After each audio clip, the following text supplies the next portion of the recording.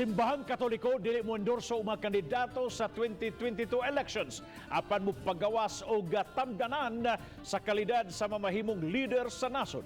Ani ang report. Usa simbahan sa humot nga adtuan sa mga tao apil na katong mga magpapili sumabot nga eleksyon sa tuig 2022. Apan giklaro sa Arsobispo sa Archdiocese sa Jose Palma nga dili mo paluyo ang simbahan sa mga politiko ug labaw na nga dili mo endorso. Hinoon, gigirakda mo pagawas ang simbahan ug mga tamdanan sa mga hiyas nga angayang batunan sa mga lider nga pili-on sa katawhan.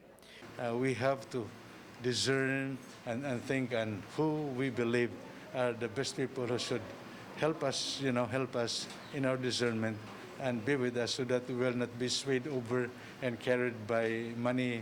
Gitug-an ni Arsobispo Palma nga adunay usa ka presidential aspirant nga bibisita kaniya nga nangayo lang og pag-ampo. Gani aduna pay laing tulo ang nakaschedule nga mobisita kaniya. Apan dili gusto si Palma nga ibutyag kun si kinsa ang mga political aspirants.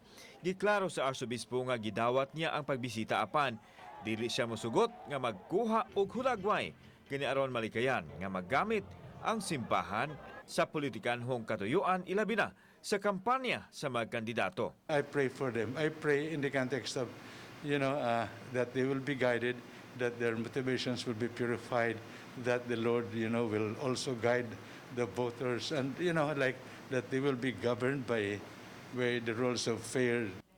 Kauban si Cleofer Lumayag, ako si Alan Domingo. Balitang Bisdak.